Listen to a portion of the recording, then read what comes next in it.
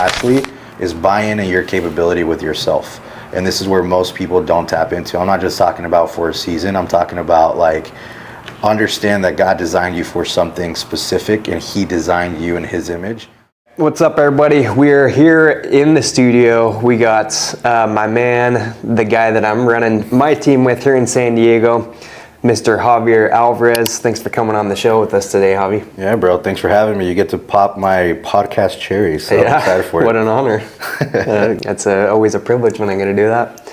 But yeah, it's been a long time coming, and I've learned a ton from you. We've been building up our squad together. Javi, he's kind of known as like our systems guy, our culture guy, and he's been, I would say, the builder behind just the culture we've been able to create on our team here, on our squad here in San Diego, and really help us grow. So I'm excited to dive into that and a whole lot of other stuff. But yeah, man, do you want to give us kind of your background and I guess the short version how you ended up here in San Diego? Well, I mean, first I want to start, dude. I'm super grateful for being here. It's crazy how it comes full circle. Because I still remember years ago, looking up door-to-door podcasts. I found yours, and I would digest it literally every morning, which was crazy. I think I would revisit the. I forgot. I think it was Taylor. Yeah, Taylor McCarthy. Yeah, he's our top episode. Yeah, I would just like listen to that all the time, bro. Like heading to Hood. So it's crazy to like now be on, and now I ended up in San Diego, when you recruited me. But yeah, I mean, just a quick background, man. I mean, I've been an entrepreneur since like about 16. Like I found out very young that I was going to be a dad, so that just catapulted me to just trying to figure out and making money, and so that led me to entrepreneurship. In the construction world, really. And then it wasn't until probably like 5-6 years ago, I was kind of in between, opportunities, and I reached out to a buddy of mine on social media that he's kind of known with door-to-door. And I'm like, hey, bro, like what's the best, office opportunity to open right now? And this was in Atlanta, Georgia. So I was just like, I'll just open an office and, run it, do whatever I have to do, and just make a lot of money. Little did I know that turned into a recruiting conversation. He was like, oh, bro, yeah, like, I'm pretty sure you'll do great. But, cool thing is we actually have a blitz coming up. Just come by, come out, see if it's for you. And I did. I was like, all right. Like, so, catch a flight, go to Vegas, and I get thrown on the doors. That was like the first time that I've done that. And the rest is history. Now I've been in the space for going on 6 years, which is crazy because, you don't really realize when you become the rookie to now the veteran in the space. But yeah, I mean, just super, it's changed my life as far as, just as an entrepreneur, as someone who can, use the gifts that I have to like build up people, help people just change their lives drastically as well from, the most that they've made is, 40, 50, 60K to then making, a quarter to $500,000, which is crazy. And so I'm in love with the space. I think it's like probably like the lowest ceiling that you could kind of break into and make a lot of money. And that's why I'm still in it. Okay. Well, no, that's cool, man. So yeah, it's funny how like small, when you think about it, it's like a pretty small space, especially with door-to-door, solar. You go to these events like door-to-door con, SolarCon, ends up pretty much being the same people you meet over and over. And yeah, but it's funny. You came out. We've been. Now or what, like year and a half now? Yeah, almost going on 2 years in October. Okay. Yeah, crazy. But yeah, I still remember you just like hitting me up and you're like, hey, do you know any good opportunities? And I was like, oh, come check out. We got a retreat training coming on. Came out and yeah, I was just so fired up to have you on because I know a guy like you built multiple businesses. You were basically running an EPC, right? Your previous company? Yeah.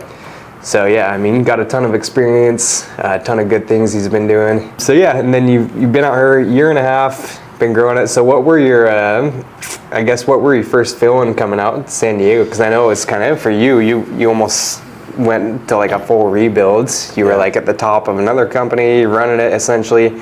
Then you came here. Was there any like fear around that, or what were your thoughts when you first came out to California and Like had to rebuild. Just to kind of give like a little background on that. So I helped build another company, super dope company. We did a lot of amazing stuff.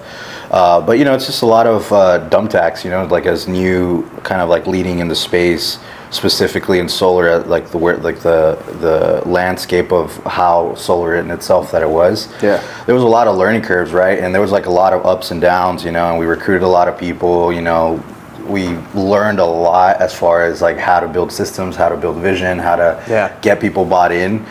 So I'm super grateful for that, right? And I actually, when my youngest son was born, I thought I was leaving the space just because of the way like the last, opportunity ended. So I went back to Atlanta, Georgia. We went from, living in Houston, like a super nice house, to going back to my wife's childhood bedroom. Wow. With my son. She's pregnant. We're like, okay, you know what? We're gonna just weather, this season, allow, our son to be born, and then we'll kind of just figure out what direction to go into. Yeah. And that's kind of like where I was in the drawing board. And crazy enough, the way that things just stacked up, I came out to do a blitz in LA with one of our buddies. Yeah. Shout out Nick Finger. Yeah, shout out Nick Finger. He brought me out to the West Coast. Yeah. And it wasn't that great. My confidence was down. I was beat up mentally. We're critical as high performers, on ourselves. Yeah. But within that, that's when I kind of saw you. I was like, you know what, Tay, you've never moved from San Diego, bro. You've weathered like your whole career. I think you've blitzed a couple of markets, but for the most part, like you've been stable in one, market. And I was like, that's what I want, because I came from a background where it's like you chase the market instead of making it work, and it didn't work out for me, right? Yeah. And so I hit him up. He posted something with Legacy branded, and I was like, whoa, like I've always heard of Legacy and I've always heard of Tay, and I was like, all right, how did this happen? So I hit him up and I was like, dude, what differentiates Legacy? And he literally just got me on a call with Mike, and then Mike invited me to one of their leadership events, DNA, and I was blown away. It was like if all of them would have put on a show for me as far as values and what we were looking for. And I was like, all right, dude, I'm freaking sold. And so there was fear, right, as far as, the unknown factors. But at the end of the day, like ultimately the conversations that I had there, with you and with the leaders, I've never heard of, which was crazy. Yeah. Of guys that, are golden door status and making millions of dollars. It gave me comfort because if they can do it, I've always been of the thought, where it's like if someone else can do it, God created me where it's like I have two hands, capable mind, and I can speak. I can do it as well. Yeah. And so that's all I need. I needed the receipts of someone doing it, multiple people doing it within a system. And that took that fear away. And then second is I believe in my capacity to do something as well, right? I have that self-belief regardless of my identity was all, like bundled up and confused or whatever. Yeah. As far as a performer, like I ultimately knew that I've done it before, I can do it again. Yeah. And so literally I went to that DNA event, I met John, met Mike, met Jake, met Tyler, met Jack, met Will, like these heavy hitters, just a room of heavy hitters. Avengers of solar. Yeah, and I'm just like, holy, and I've never heard of them before, which is crazy because I used to play the politics, like it makes the world feel small, like the solar world feel small. Yeah. And just a lot of guys that are more about putting on a facade than actually worrying about what's in their bank account and like the lifestyle that they're living and stuff like that. Yeah. And I was like, cool. It's done. Like it's a done deal. Like me and my wife, she was still in Houston around that time. I was like, cool, we're moving to San Diego. And she was like, okay, you've made me move to worse markets, like Pueblo, Colorado and Houston, Texas. Yeah. So San Diego was a pretty nice upgrade. I was like, sweet, let's do it. And then we, got on Facebook Marketplace, locked down took over someone's lease, and we moved here like a week later. And just never looked back since. I know, even I was surprised how quick you made things happen, because I was almost like, oh, this might be kind of like a long-term play. We're gonna have to really figure things out. But then you're like, you hit me up and you're like, hey, I got to figure it out. Be out here next week. I'm like, okay, sweet, let's go. Yeah, that's one of my biggest values, man. I just make decisions quick, and then at the end of the day, we always have the power to change it. Usually very little decisions are final, Yeah. No, and I think that's what top producers do. They make things happen quick. Once they decide on something, it's like they put their foot on the gas pedal and they go. So, and then, yeah, I think that's been a key to your success, and also something that you've helped our guys with our team is, you know, we decide what we're going to do. We decide metrics we're going to hit as a team. And, yeah, it's been a big thing, I think, with our culture, too. But, yeah, what were some of, like, I know it's kind of an adjustment coming out here to San Diego, probably from other markets. I mean, I know you're in Houston for a while, Colorado. And I think it can be sometimes tough coming from those markets to California. Just like for me, it was tough actually selling in Texas. I need to go back there because I still haven't figured out Texas. Maybe I've only blitzed there like a week and a half. But yeah, what would you say are some maybe like adjustments you had to make, or some like big differences or struggles you've had initially? Yeah, one of the biggest lessons that I took from it is it literally all comes down to your mindset, like where your mindset's at and where your belief system is at. Okay. Regardless, yes, obviously there's difference between, you know, what utility you're switching people over and things like that, you know, might be a certain type of demographic. You know, if you're selling in Colorado, they might be a little bit more logical. If you're selling in Houston, they might be a little bit more emotional, 100% in the skill set side. Yeah. But at the end of the day, the reason that I think, you know, blitz teams are successful is because they believe they're going to kill it anywhere, right? And my biggest lesson is, even though that I knew that, it was easier said than done. So because of where my confidence was at when I came here, it was more of just getting on top of myself and, you know, fixing that and getting my mindset right to make sure it's like, hey, I've always heard my whole career like this. I've never worked San Diego before. Like, San Diego, you don't go there. It's super saturated, you know, like super hard, from people that I would have recruited into my organization. You know, then. And so I was like, okay, cool. Like, so I built like this monster in my head. And so it was overcoming that. And so I remember, you know, coming out and like, I think it happened the way that I needed to. First time knocking, it was a Saturday. It was like second door. I was driving around and it was second door. I get a bill and I'm like, hold on, like, oh, everything that everybody has told me has been lies, you know what I mean? It was like just normal conversation. And I think, you know, part of that is because of the skill set that I have. And then, you know, second, just because like I was like determined to figure it out, you know? And like, you know, like, I'm not saying that it's been, you know, super easy with the transition, but I think if you like really comes down to checking your mentality and your approach to anything, that will either determine if you will win or if you will lose, right? If you believe you can or if you believe you can't, either way you were right. And so like that is one of the most powerful things, especially in door to door, where you're so close to failure or success. It comes down to the mentality. So if you don't own the 6 inches between your ears, like you're either screwed or you will make a lot of money. So true. Yeah, and I think that's what I've seen too. Yeah, I mean, there's a lot of companies down here, but it's funny. I think guys just hear these stories, and that becomes a story in their head. Oh, it's super saturated. Oh, this happens. I mean, yeah, you can stay out of San Diego. Everybody listen to this, unless you want to come work with us. We're actually knocking in Montana. But yeah, like, it's true though. Whatever people believe is usually what happens, and I think that was part of my problem too with maybe Texas, because like, Texas, for me, I kind of told this story. Oh, there's all these different utilities. It's like deregulated power. And I don't know, these people. And then it's funny because here you can kind of talk about, oh, there's like government funded solar programs or whatever. If Texas, if you say anything about the government, usually they're like, get out of here. Get out of here. Like, oh, we're not doing anything with the government. So, you know, some small like adjustments you have to make. But yeah, no, I think that's literally like the biggest secret for anyone is you just gotta like, you can sell anywhere. There's gonna be conversations anywhere. There's gonna be deals anywhere. You might have to make some small adjustments, but the people that have the belief and do the work with it, I've seen like anyone be succeful in this market, do those things. The good thing about door to door, you don't have to be super smart. I'm a high school dropout, so you know I was able to come a long way from that, and I'm thankful for that. Well, no, you got a crazy story, man, and I mean, we're not gonna go through your entire story on the podcast, but I mean, you were in San Diego, like in your past too, and like, you know, I don't know how much you want to get into that, but you were like living in your car before too when you used to live in San Diego. Right? So you know, San Diego's always been on my radar because my oldest son, he's 13 now. You know, this is where his mom was from, so you know, we tried the relationship Atlanta, Georgia. She came back here. I lost myself a little. Literally had an accurate TL and drove it across the country.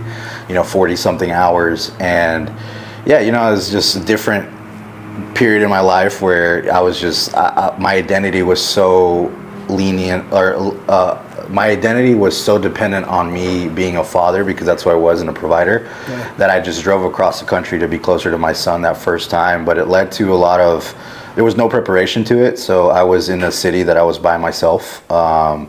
Really couldn't hold down a job, you know, to save my life. I've always been, you know, an entrepreneur. So that was like, it's a whole different realm. So kudos for the people that can, you know, it's like sit behind a desk or show up to the same place like every day. But yeah, when I came here, like my priorities were just upside down. I was smoking weed every day, eating a Little Caesars pizza every day.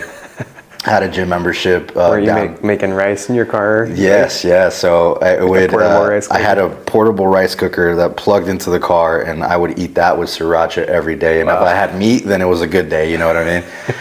But I mean, it was like, then, you know, like even though there was suffering, like that's all I knew, you know. And it was like, oh, like I want to be close to my son. So I lived out of my car with that rice cooker, with the surfboard, for about 11 months, almost a year. And, you know, finally, I just kind of got tired of not having options. Like, the only place I could take my son was to the park.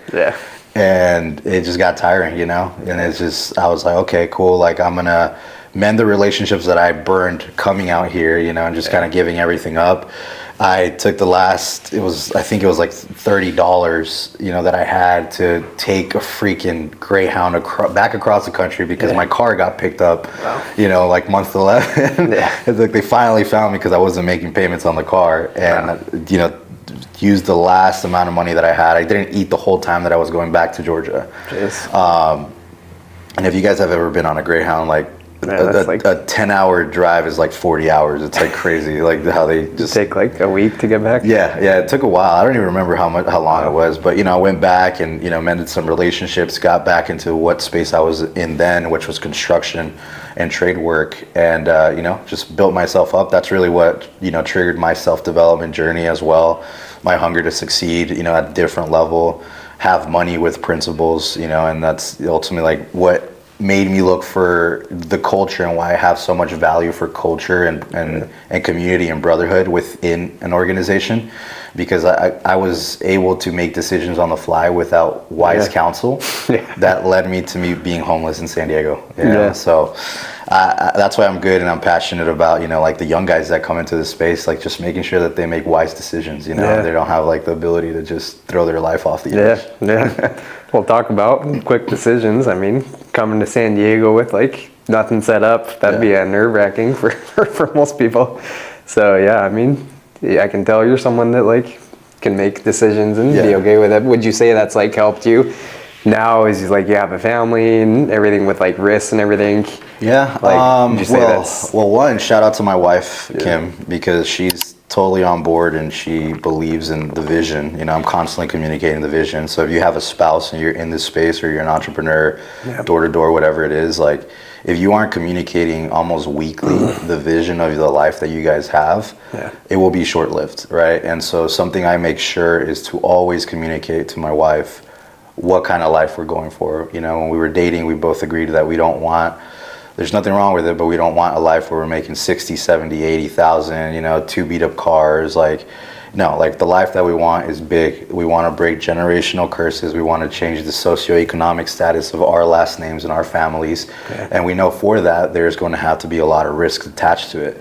And so we were all in from the beginning. We signed the documents when she decided to marry me. She was like, hey, that comes with it. I didn't promise her, you know, a boring life. I promised her, you know, adventures. And if you ever talk to my wife, she will tell you that I've taken her on many across the country and whatnot. But yeah, I mean, a lot of it is comes down to that, right? It's like the vision. So she knows like every decision I make is because we've communicated already where we're going. And so it allows me to make quick decisions. And she knows that I'm not, you know, trying to burn us to the ground as well, you know. So I mean, it's something that I learned very quickly. Before, I used to be a lot more passive, and it always led me to believe in the Murphy's Law, when if something can't go wrong, it will go wrong. And it's simply because I always functioned in the gray space. I always functioned, you know, on the fence. I always functioned on I don't knows, or I'll make the decision later. And that's never leads to the life you want, right? It leads to the life that you don't want usually. You know, it tarnishes your relationships, partnerships, businesses, money that you can be trusted with. And so like I've learned, it's like never be that guy that's in the gray space. Always make a decision. You know, have confidence in your competence to make decisions, and it will usually work out. Yeah, so good. And no, I really respect you and Kim. You know, I know God is like super important for you guys in life, in your church and all that. And that's what I've seen too, is you guys are just like, you know, I hear Kim, we're in like a little financial mastermind thing right now too. And even just stuff like that, she's always like saying, oh, this is in the hands of God. And so I can tell that's like helped you guys out a lot with your faith too. And I know that was a factor coming down to San Diego too, right? Yeah. Just being able to be part of like the church network and everything down here. I always say it's like pray as it's up to God, but work as it's on you. You know what I mean? Like, because if you combine those two things, like whatever seeds God gives you, like you will steward and plant well. Yeah. You know what I mean? You have to make sure that it produces fruits, and that's how like I always see it, is like I don't think God, you know, God can work miracles, but at the end of the day, He gives you the ingredients so that you can go and like actually cook the cake and bake the cake. Yeah. And so that's what business is, you know, and we're very passionate about that. I mean, you see it, it's in every area of our lives, not just one. Yeah. And that doesn't include Solar or our teams or the culture. A lot of it is built on principles that I've learned, you know, through church, you know, through scripture and stuff like that. So, yeah, so good. So yeah, I want to get into some of the systems, and we can talk about some of the systems and, you know, things we've set up here with our squad and with our team. But yeah, maybe being when you were running an EPC, what were some things that, I don't know, that you feel like really helped your sales teams grow? Any like, you know, things that maybe you see companies not doing, or structures, or like, because you know in solar it's sometimes hard. Like I came from pest control, where it's like, you know, you're meeting every single day for correlation, you're going out as a team. And I think it's a little bit easier to build culture because everyone's there. Like you're just grinding same hours every single day. But solar can sometimes be tougher, especially where we're like in markets, a year-round program. So I see so many teams like struggle with that, where like guys don't show up, guys just work totally different schedules. Yeah. They don't take it serious because it's like they're in their market year-round. So yeah, maybe let's talk about that. What are some systems you've put in place over the years with your experiences and stuff? Real quick on culture. So I've always seek to build a culture that is value-based, not proximity-based. Okay. Right? And that's like really one of the biggest things that allows you to actually develop leaders within your organization and people that have skin in the game and ownership over the results, right? Not where it's just like a me mentality, but it's like, hey, overall this is like our team, right? Because it's based off of values and principles, not, hey, do we meet every day? You know what I mean? It's like if our value is to work hard, then guess what? We're going to be industrious. We're going to be out there. It doesn't matter if they check in, you know, at 9 a.m. or if they check in at 4. The thing is, whatever it looks like for you to get the results that you want, right? Another one is like making sure that we're making our squad better. Like if you're someone that's always like taking, then you know which happens a lot in our space. It's not, people are not going to want to be around you, and it's not going to strengthen the culture. But if you know your principle or your value is to just add value, like people are always going to be built up. You know, even if we're not in the room, like something we could say about our guys is, regardless if we're in the room or in a chat or you know around in proximity to our guys, like our guys function like, and they know how the team should function, regardless if we're there or not. You know, it's more of like, hey, this is our values, dude. Let's function as if, right? And they carry that out regardless of, you know, we're caught up, you know, you're caught up doing something, I'm caught up doing something. And that's like the goal, right? Is to build up leaders, not just build followers that are like, okay, well, if you know my leader's not here, then it is what it is. You know, no, be like, hey, like they built me up, I can take charge and take ownership of this and lead it, you know, going forward. So I think that's one of the biggest things when it comes to the culture, like driving a culture, is making sure we do it. And that's I think something that's really helped our squad and myself too, being part of our company here, is just even though a lot of guys, we don't have leadership titles necessarily, but we all know we're leading somebody, right? Whether it's ourselves, whether it's, you know, a couple setters, whatever. So our guys in our squad, I mean, we have like just within our squad of 13, 14 guys or whatever, we have our leadership chat, like of our guys. And I mean, they're not like, they don't have titles in the company. And, you know, even us, we're not like managing the San Diego office, but we know in order to step into the next level, in order to grow our squad, we have to empower other people. We have to lead our guys, then we have to empower our guys to lead their guys too. Yeah. And yeah, I think that's been something that's helped our squad out a ton, is just, you know, guys know that if me and you can't step up, they're going to step in, lead other people. They're going to step in the group me. They're going to send out, you know, their memes or whatever, get guys fired up. Their pictures on the door. And it's not just me and you, because I think so many teams, it's like they just have the one manager, two leaders, and then everyone else, they're like, oh, I don't need to contribute to this. Yeah. But I think super important to get the guys to contribute that way. The reason that I learned that was, and granted, like, you know, when I was leading the sales side of the last company, it wasn't like I was applying all these principles like right away. It's lessons that I've learned through doing them incorrectly, you know? And one of the biggest things is like I would drag people to doing this job, and I was really good at creating buy-in, but I had buy-in from a lot of C players. Yeah.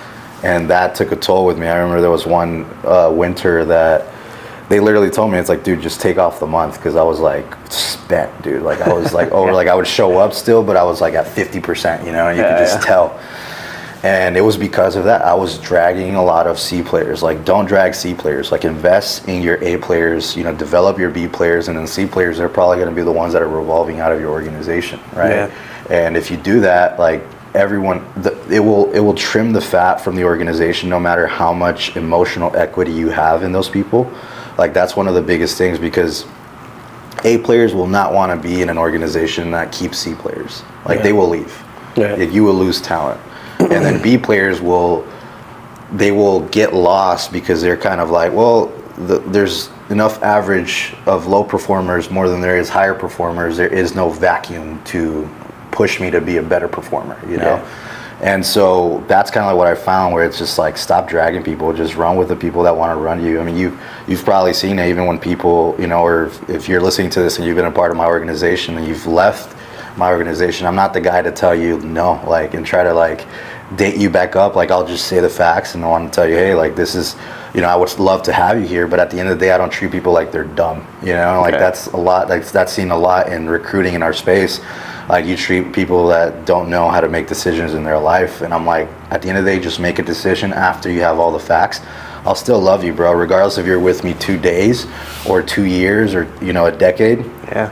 My goal is to develop you as far as I can go as a leader, and then the rest is like kind of like up to whatever trajectory we kind of get on, you know? Yeah. And then second to that is, I want to create a vacuum for myself as well, because if you develop A players, you have no space to not be an A player. Yeah. Like, it literally highlights everything that you need to work on. So that's ultimately what I want, because that's going to create a way better organization, right? Where it's like, you have to work on your deficiencies, either if it be in sales and leadership and training. Like, you have to be of value to everybody that you're training, you know? Yeah. And that's kind of like how I've always looked at an organization, is like lead up and lead down. Like, lead to anybody that you're leading, but also lead the leader that's leading you, right? In the sense of, don't be the guy that's complaining about your leadership, right? Because the reality is, if you're in that person's organization and they can be at level 1 as leadership, but they're still leading you, that has a lot to say of who you are as a producer and as a leader, right? Yeah. But if you bring more to the table, you know, systems or feedback or whatever, and you're making your leader better, that will make you better as well. Because I need my leader to be in rooms that I am not going to be in yet, so that they can continue to pour into me. And then that's going to like trickle down into the organization, so that way you can lead your guys better as well. Yeah. 100%. Yeah, and it's funny. Yeah, I think it's John that said some quote, or maybe it happened to him, but he's like, what happens if you lead someone, if you train someone up, give them all the secrets, and they leave the company? And then he's like, okay, well, what happens if you don't? Like, what's the alternative? What if you don't train them? Yeah. So it's like, you might as well do it, because either they're not going to they're not going to grow as a leader here if you don't pour into them. And yeah, maybe there's a risk that people leave, but it's like, yeah, I think there's way more power in thinking abundantly, empowering people. I mean, me and you, we kind of went through it. We actually just lost. He's back now. He knows who he is, but we had one of our, solid setters just leave and go to another company for a minute, and sounds like he's back now. He'll hear this.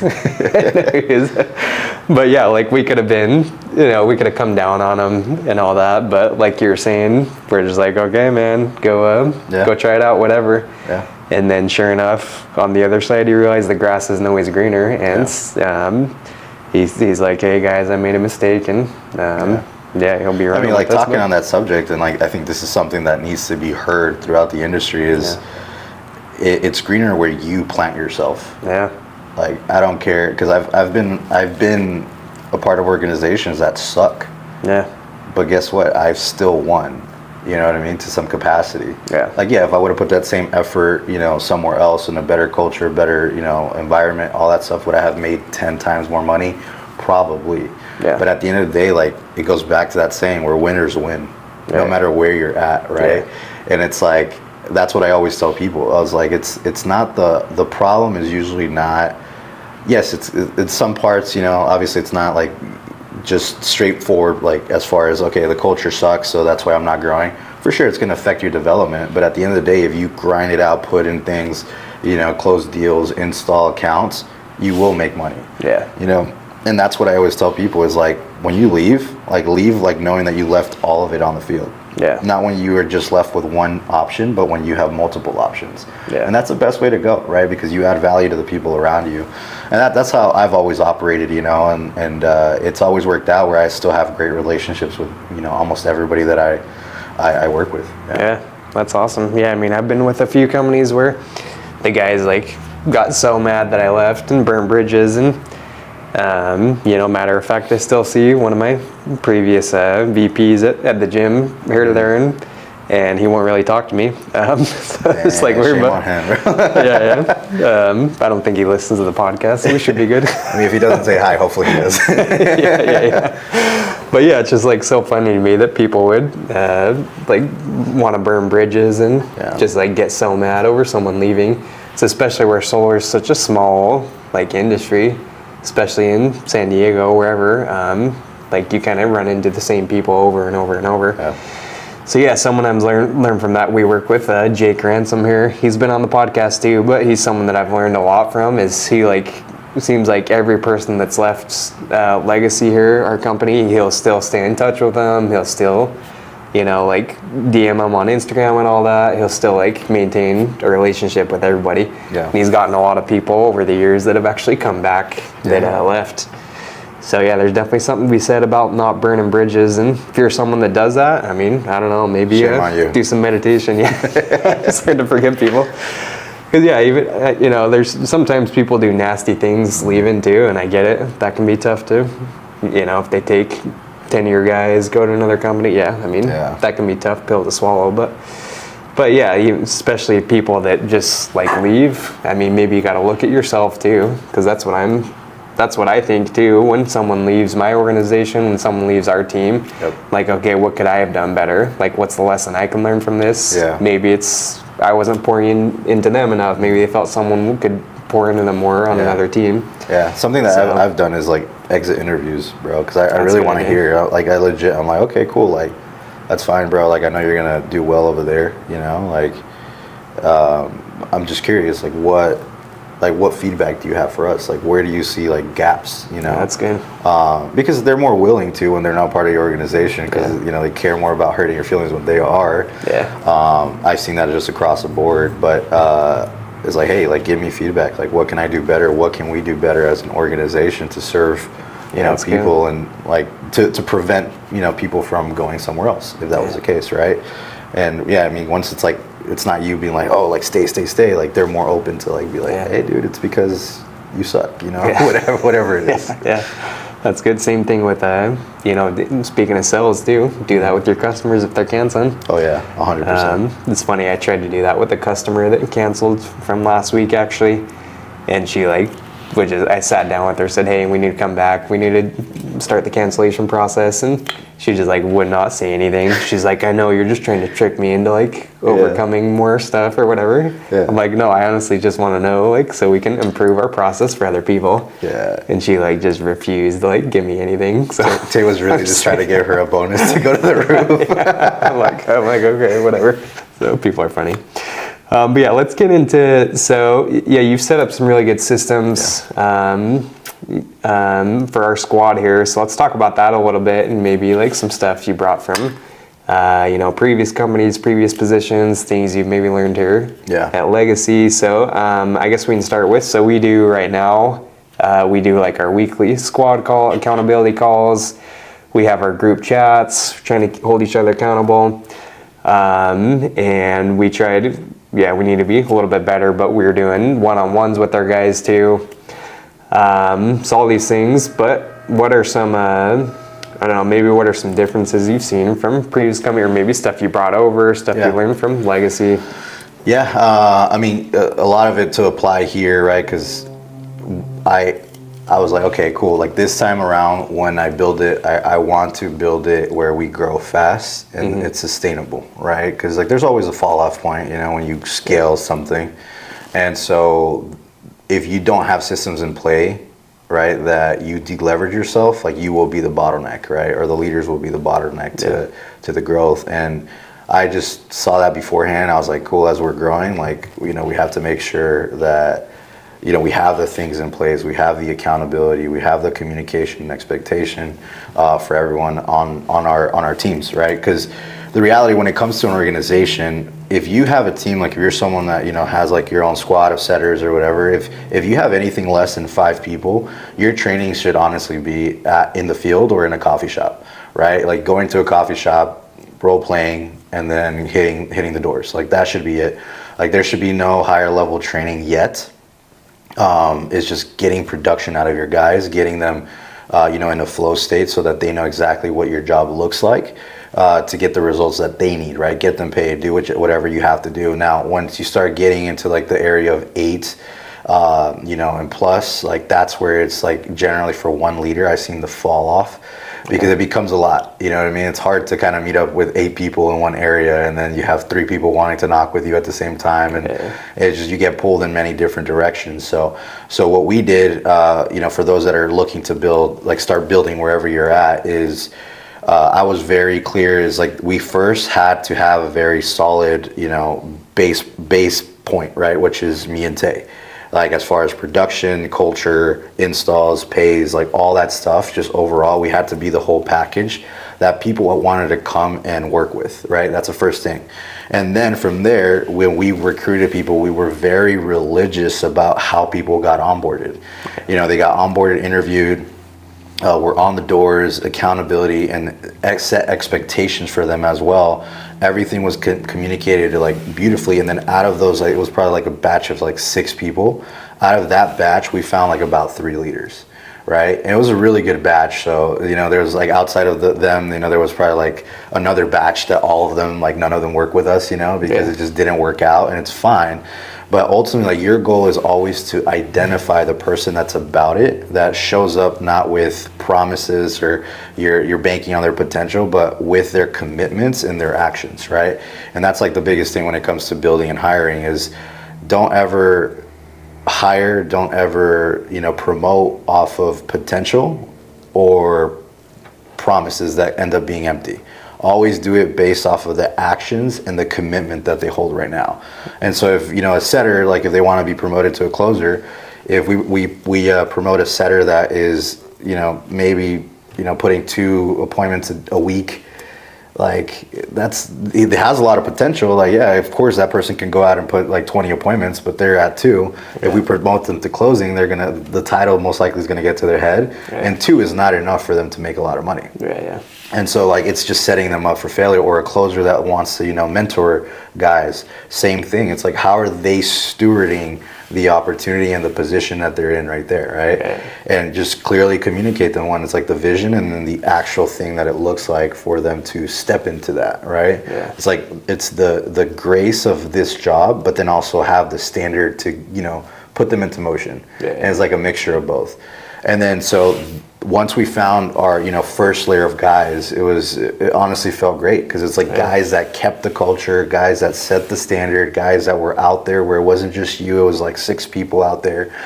And then from there, now your goal is to then develop those guys into what's going to help grow your org, as in your potential leaders, right? Or your next level leaders. And then you start putting setters around them to where now they are starting to be in hoods, right? Yeah. And they're starting to knock, and they're starting to help them, because it's not something that you need to sit down with a whiteboard and talk about it. It's literally all through being on the doors, showing them how it's done, locking down appointments, and then deploying them so that they can actually do the same thing and duplicating people's time. And what that does is, one, you are now developing leaders, and then now they are developing their group, and then we're trying to identify their group of leaders. Shout out to network marketing, because it taught me this. This is like literally the background of it, because if you do that, like, you create a lot of people with healthy businesses, not just in production, but also in recruiting and building, right? Because you can make money in both circles. And so what you want is, like, you want the vision that you've been, preaching to these guys to be real for them. Hey, you can have a team. Hey, you can build this. Hey, in a year, you can be the one with 15. Because, with us, it literally happened in a span of 4 months? Yeah, pretty quick, yeah. We went from just us 2, and we were kind of working separately, to then joining forces to then 4, and then getting up to as big as 17. And this was in a span of like 3-4 months. So it can happen when you dedicate a lot of focus and action to what you need to. And so then that's kind of like where we're at, and we already have like the vision of what comes next. Now the biggest thing is making sure that the glue is in place, which is, again, expectation that's communicated to the person, regardless if it's 1 layer, 2 layers, or 3 layers deep. And the accountability. That's where most organizations mess up. They leave accountability up to a conversation. Hey bro, you're not working. And that's as much accountability as they get. No, performers love scoreboards. They love leaderboards. They love it to be in your face. If they do not perform well, they hate seeing their name in red. Right? And that's like one of the biggest game changers, where it's like the right people will rise to the occasion, and the people that aren't about it, guess what? This job is probably not for you, and they're going to shy away, they're going to hide, and they're going to end up, looking for another opportunity. And that's completely fine with us. But like the right guys, like we have guys like Max, or Josue or Dan, if for whatever reason they just had an off week and their name is in red because they didn't hit their minimum numbers, best believe that second week they're going to choose to be in the green, because now everybody's like, hey Dan, what you going to do? Right? Hey Javi, what are you going to do? Right? And we have that culture of, like, obviously not disrespectful, competition, but it's like, hey bro, like raise up, do better. Holds us accountable too, because I'm like, there's definitely weeks where I've been out there like, oh, I could take it easy, but then I'm like, oh shoot, I can't, like, I'm supposed to be the leader, I can't have my name exactly under the red. So I think that's been huge for us, just doing these accountability calls, and that's a big part of it, just going through it. And we're not like you said, we're not calling guys that, we're not like disrespecting them or coming down hard on them, but I think that's like a way to get them to almost, like, without having to sit down and have like a serious conversation. It's like way easier to just say, hey, look at the scoreboard, like, you need to show up, let's get on it, guys. And makes it so you have to have less, I would say, tough conversations, because they just see their name at the bottom in red. So it's kind of like a slap to the face. You manage the person less, and you just manage the system. Because it's less grinding, that way, because that system can manage 25 people, if done properly. And we just have to make sure to do that one thing.